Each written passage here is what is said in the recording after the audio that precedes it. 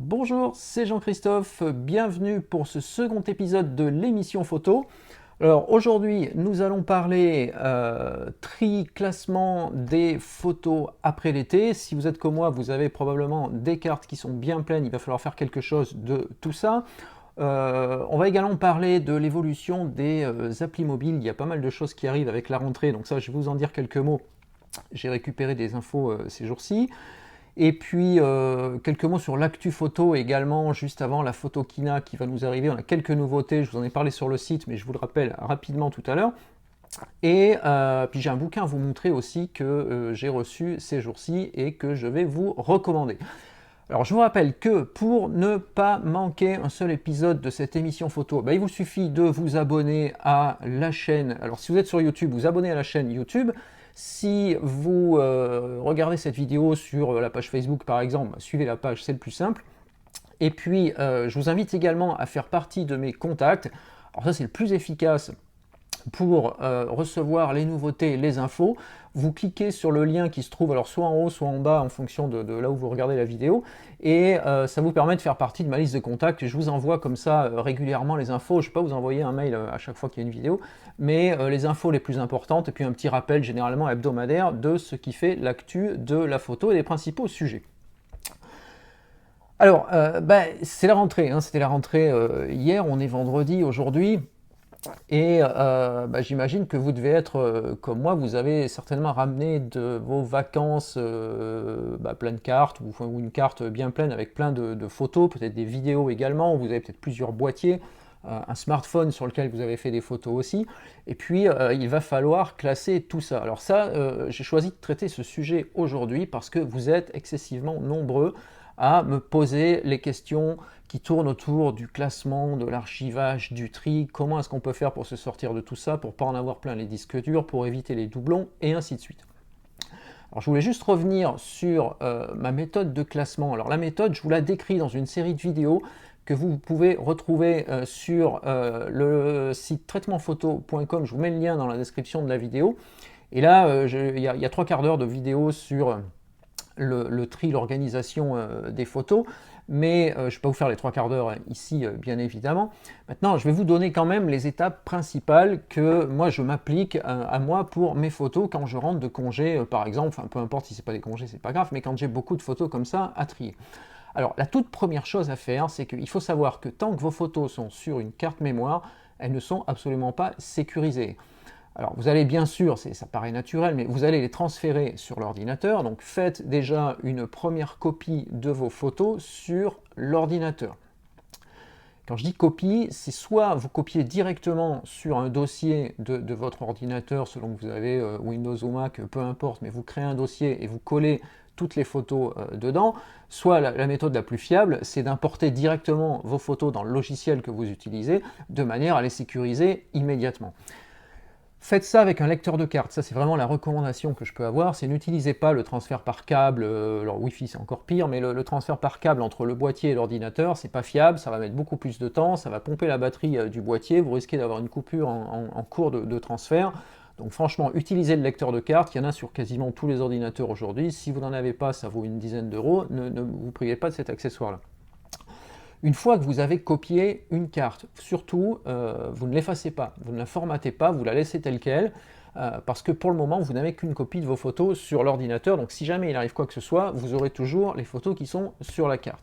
Si vous avez 2 cartes, 3 cartes, 4 cartes et ainsi de suite, faites pareil avec toutes les autres cartes, faites peut-être des dossiers différents si c'est des dossiers, un dossier par carte par exemple, et si vous faites ce que je vous recommande, c'est-à-dire d'importer vos photos dans un catalogue, quel que soit le logiciel qui les gère, et bien dans ce cas-là, importez tout dans un dossier que vous allez appeler par exemple été et puis 2016 parce qu'on est en 2016, et vous pourrez trier après. Ensuite, une fois que vous avez fait ça, ce qu'il est important de faire, c'est de sauvegarder ces photos. Donc vous gardez toujours les cartes tant que vous n'en avez pas besoin, mais les photos qui sont sur l'ordi, vous allez les dupliquer. Alors, si vous avez utilisé un catalogue logiciel, faites une sauvegarde de votre catalogue avant de faire quoi que ce soit d'autre. Commencez pas à trier vos photos, à les traiter ou autre, faites déjà une sauvegarde. Ça prend un peu de temps, c'est vrai que c'est pas le côté le plus rigolo de la gestion de photos, mais c'est l'étape indispensable pour sécuriser vos photos, les archiver. Donc, vous faites déjà cette première copie de sauvegarde, de préférence sur un disque externe, sinon si jamais l'ordi grille pour une raison quelconque et que vous avez tout mis sur le disque interne, bah, vous perdez tout, donc c'est pas drôle. Donc faites ça plutôt sur un disque externe, et puis si vous êtes complètement parano comme je peux l'être moi avec mes photos, eh bien vous faites une deuxième copie sur un deuxième disque externe. J'en fais deux parce que ça m'est déjà arrivé de perdre un disque interne, un disque externe en même temps, donc on sait jamais. Donc quand vous avez fait ça, vous avez sécurisé toutes vos photos. Ensuite, vous allez passer aux étapes de tri, de classement, d'indexation, tout ce que vous voulez faire avec. Alors certains en font beaucoup, d'autres un petit peu moins. Moi j'aime bien trier déjà les photos au sens où je vire toutes les photos qui sont mauvaises techniquement, les flous, les ratés, les doublons évidents, toutes ces choses-là. Donc ça c'est poubelle directe. Et puis ensuite je vais classer les photos. Donc je vais garder celles qui me plaisent. Et ce que je vais faire, c'est que je vais les indexer dans un premier temps, c'est-à-dire généralement leur associer des mots-clés qui vont me permettre de dire qui, quoi, où, comment, pourquoi, voilà, chacun a un petit peu sa liste, mais moi globalement c'est ça, c'est qui est sur la photo, à quelle occasion, à quel endroit, et puis quel pouvait être le sujet, s'il y a un sujet particulier, un événement particulier. Avec ça, généralement, j'arrive à retrouver mes photos après, en sachant bien sûr toutes les données EXIF qui sont portées par les fichiers, vous pouvez les retrouver après dans le logiciel. Une fois que j'ai fait ça, je laisse reposer. Alors c'est très important de laisser reposer parce que vous n'aurez pas le même regard sur vos photos dans quelques semaines que vous pouvez l'avoir dès que vous rentrez. Si vous faites tout ça le lendemain où vous rentrez de congé, vous avez encore la tête dans les vacances, vous avez plein de choses qui vous passent en tête, vous n'avez peut-être pas envie de reprendre ou le boulot ou les activités de la rentrée, donc vous n'allez pas avoir la même vision de votre catalogue photo que vous pourriez l'avoir au bout de quelques temps. Donc, je vous conseille toujours. Moi, je prends beaucoup de temps, généralement je prends même trop de temps des fois parce que j'ai aussi plein de choses à faire dans la journée et puis que ça traîne un peu parfois, mais c'est pas rare que je prenne un mois ou 2 mois pour trier mes photos parce que j'aime bien prendre ce recul et les voir sous un autre œil quelques temps après, à tête un peu reposée, je suis déconnecté des congés et ça me permet de mieux trier mes photos.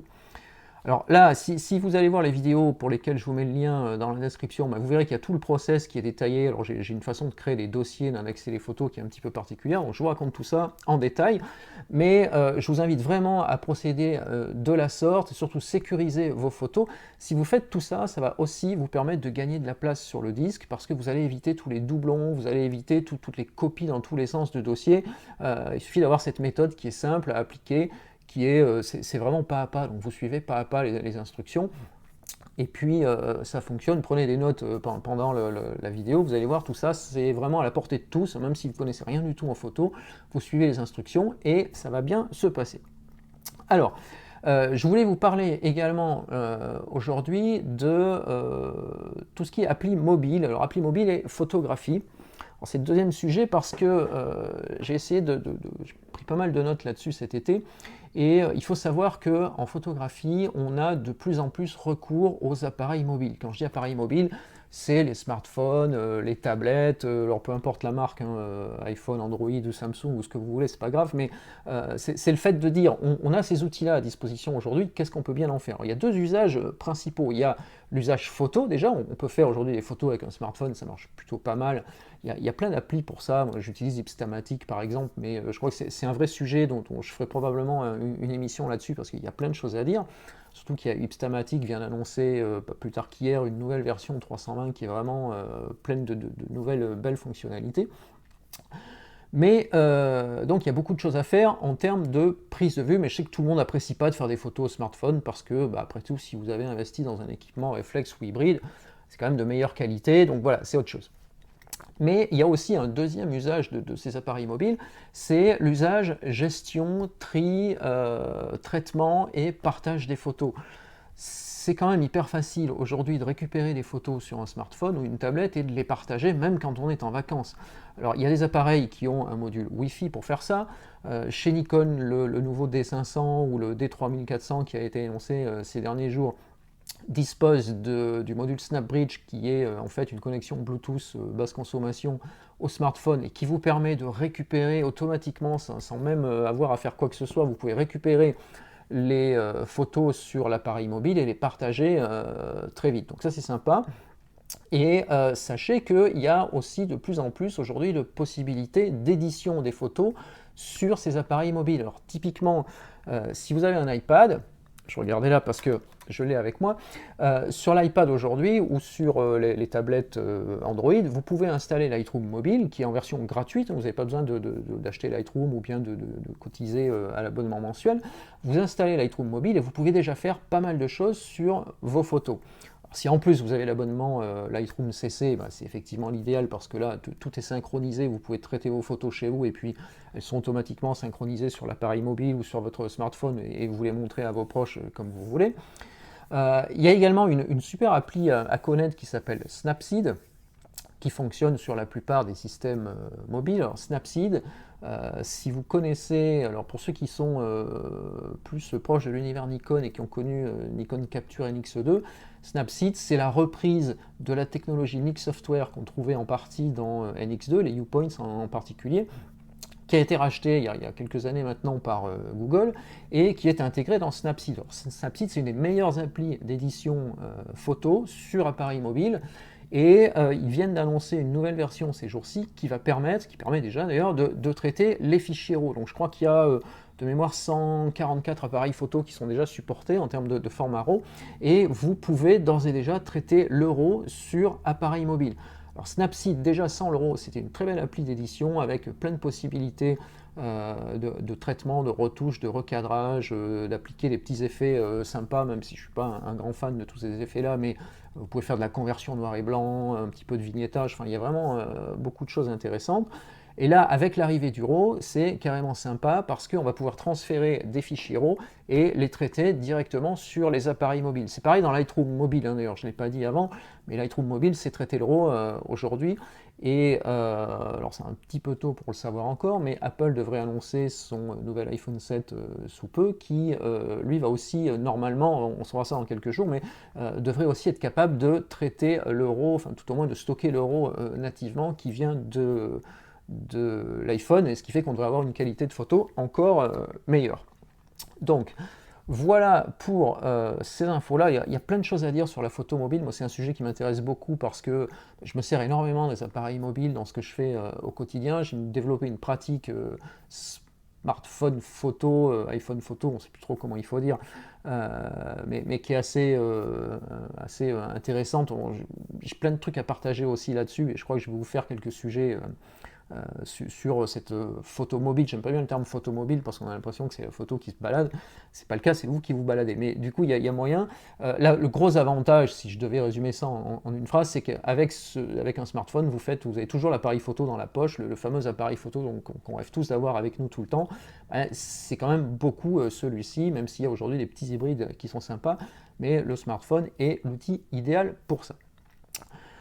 Je voulais également vous parler un tout petit peu de l'actu photo puisque alors la Photokina arrive bientôt dans quelques jours. Donc la Photokina, c'est la grande foire qui a lieu tous les 2 ans pardon, en Allemagne, où là la plupart des constructeurs vont annoncer toutes leurs nouveautés. Donc on sent, ça y est, là ça frémit là, depuis quelques jours. Tout le monde commence à faire ses annonces. Il y a les pré-annonces. Photokina, c'est très complexe en termes d'annonces des marques parce qu'il y a les annonces avant, il y a les annonces juste avant, il y a les annonces le jour de l'ouverture, puis il y a les annonces pendant, puis des fois même il y a des trucs qui arrivent après.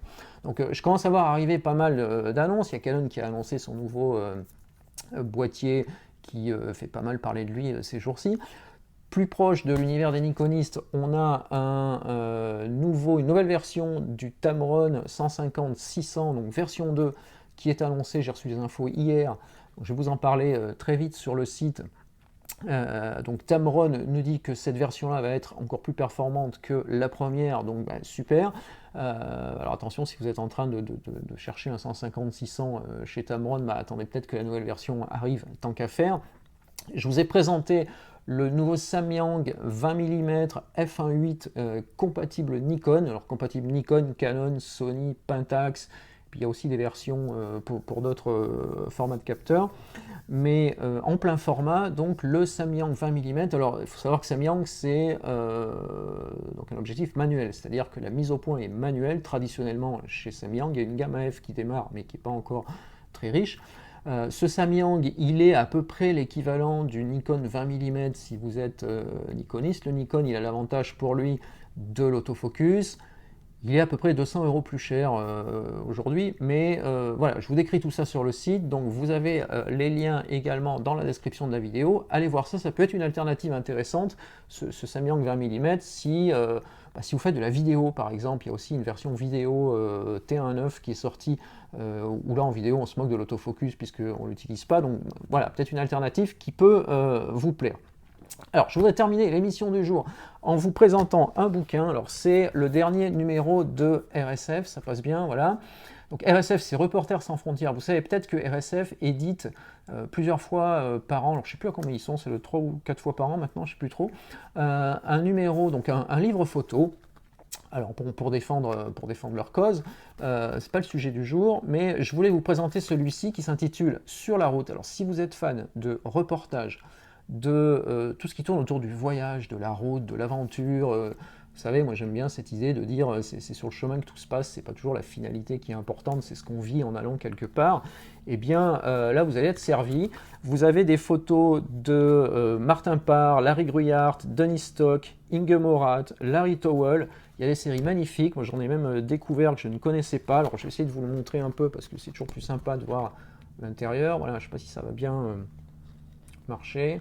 Bon, il y a un petit peu de reflet, mais bon, ça vous donne une idée de ce qu'il y a dedans. Alors il y a la présentation au début généralement des activités de RSF, et puis vous avez après donc les séries photos. Vous voyez que c'est quand même un ouvrage qui est sympa. J'aime bien cette série.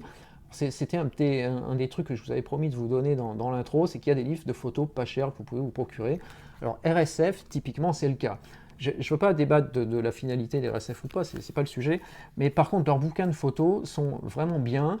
Ça vaut 9,90 €, c'est-à-dire pas cher du tout pour le contenu. C'est bien imprimé, c'est bien fini, vous voyez, dos collé, je sais pas comment on dit, mais bon, vous pouvez l'ouvrir, le consulter vraiment sans aucun problème. L'impression est de qualité. Et je crois qu'aujourd'hui, il y a un catalogue, ça doit être le 54e, si je ne me trompe pas. Enfin, il y a une bonne cinquantaine de bouquins comme ça que vous pouvez retrouver dans toutes les librairies photos, sur Amazon ou n'importe où. On le trouve même chez dans les bureaux de presse, vous voyez, là où il y a les magazines et les journaux, donc vous pouvez le retrouver aussi. Franchement, le manquez pas parce que c'est vraiment quelque chose de sympa. Voilà, alors j'ai plein d'autres choses, je vous disais dans l'intro, les sujets, je pourrais en fait faire beaucoup plus long dans ces émissions, mais on va essayer quand même d'étaler un petit peu tout ça dans le temps. Je voudrais aussi vous inciter, parce que c'est la fin de semaine, à penser photo ce week-end. Alors trier les photos et classer vos photos comme je vous le présentais au début de l'émission. Pensez aussi à profiter encore du beau temps que l'on a à peu près partout, ou en région parisienne. Il fait encore beau, il fait moins chaud que la canicule de ces derniers jours. Donc on peut sortir, on peut faire des photos. C'est quand même l'occasion aussi de regarder un petit peu autour de chez toi, de chez vous, ce qui se passe, même si vous n'êtes pas à l'autre bout du monde. Vous savez qu'on peut faire des photos au fond de son jardin ou dans sa rue aussi de façon assez sympa. Donc profitez-en ce week-end quand même pour continuer à faire ça, essayer de trouver des idées. C'est un thème qui reviendra également, de trouver des idées, mais j'ai déjà pris pas mal de notes là-dessus pour vous aider. Et puis, donc, je vous rappelle que pour ne pas manquer les prochaines émissions photos, eh bien, il suffit de vous abonner à la chaîne. Alors, vous cliquez sur le petit bouton qui s'affiche, généralement c'est là sur YouTube, et si c'est sur Facebook, suivez la page. Donc comme ça, vous serez notifié dès qu'il y a un nouveau sujet qui vous arrive. Je vous ai dit que j'allais tâcher de faire ça tous les jours, alors sauf le week-end, parce qu'on va faire une petite pause le week-end, mais en semaine, je vais essayer de tenir le rythme quotidien. Et puis, si vous ne l'avez pas déjà fait, rejoignez ma liste de contacts, c'est le meilleur moyen d'être informé de toutes les nouveautés, les actus, tout ce que je vous envoie. Et puis, je vous envoie aussi un sujet par semaine qui est juste envoyé par mail en fait, qui n'est pas publié parce que c'est quelque chose de plus personnel que j'aime bien partager avec vous. C'est une façon de discuter photo un petit peu autrement. C'est quelque chose que j'ai pas envie de publier nécessairement parce que voilà, j'y mets des choses qui sont un peu perso, et puis que vous me renvoyez aussi des choses qui sont très perso, et on a beaucoup d'échanges avec tous les lecteurs, donc c'est assez sympa, et voilà, c'est une autre façon de parler photo, c'est une nouvelle façon un peu d'apprendre la photo. Merci de m'avoir suivi jusqu'ici, à lundi si tout va bien pour la prochaine émission, belle journée, à bientôt.